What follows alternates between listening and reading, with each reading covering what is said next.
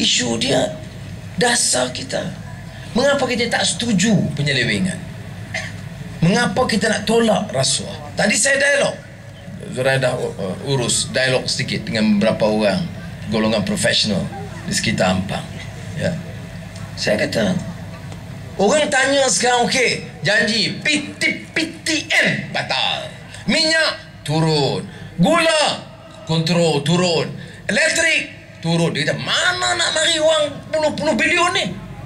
Tak mungkin, tak munasabah. Jadi saya nak jawab malam ni di Ampang. Ya. Tak mau ikut yang bodoh-bodoh pemuda UMNO tu, dia bodoh. Ni yang demonstrate ni, tokek kaya yang untung elektrik, dia tak demonstrate.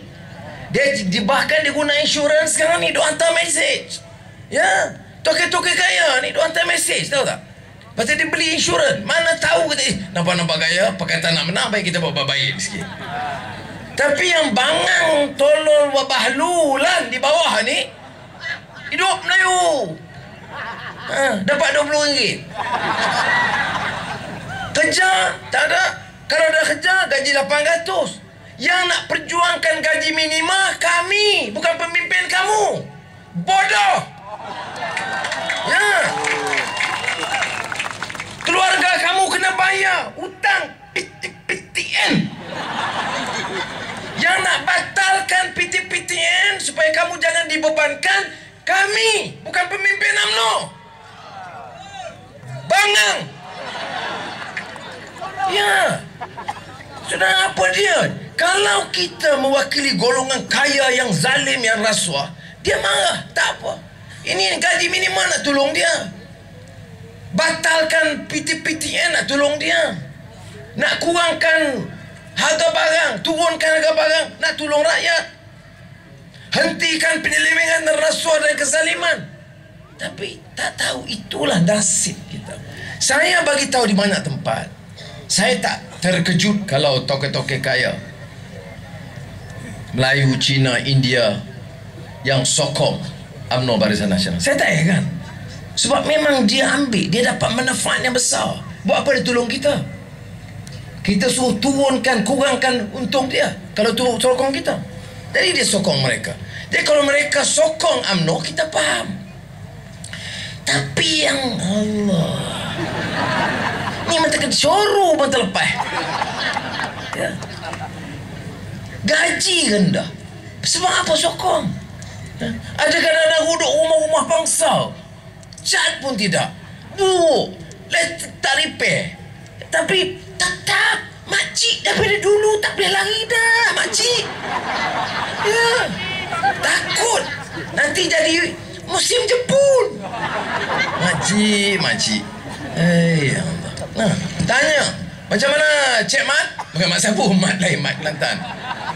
Bagaimana tentang keputusan kerajaan naikkan harga minyak sedikit? Dia kata kita ni kampung ni, ketua cawangan UMNO, kita kena terima. Harga minyak di dunia dah naik, macam mana kita nak turunkan? Punya Saudara, oleh demikian saya nak jawab satu persatu kat lain sikit di Ampang malam ni. Minyak kita nak turunkan. Ya. Masa saya Menteri Kewangan, harga minyak 30, harga minyak untung minyak untuk negara yang pergi ke Kementerian Kewangan negara 30 bilion satu tahun. Okey. Harga minyak kita kontrol, kita naik.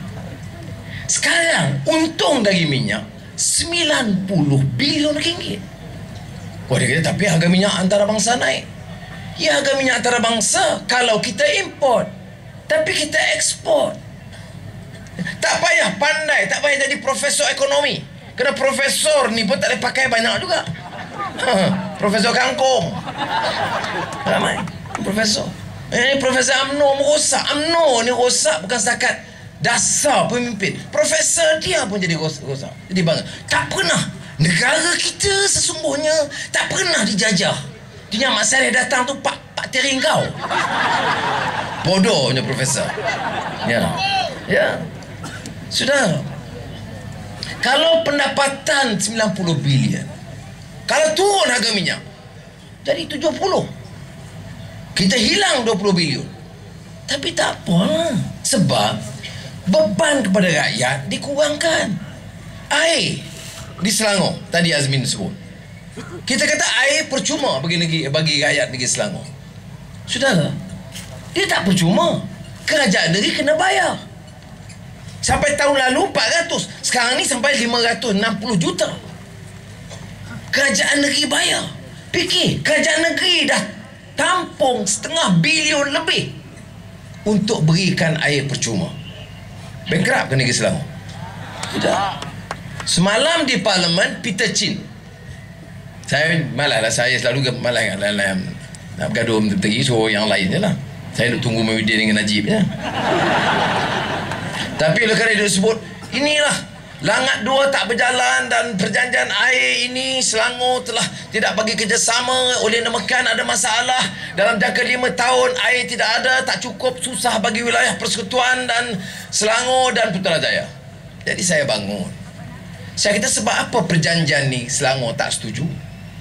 Kita tak setuju perjanjian sekarang sebab tarif kadar bayaran air itu, kalau di bawah UMNO, Kerajaan Persekutuan, sekarang ini kalau kita terima, katalah, na'udzubillah, katalah UMNO menang di Selangor, ya, kadar air meningkat serta-merta 70%.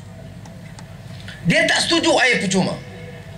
Dan dia ikut perjanjian yang ada dengan Syabas, naik serta-merta.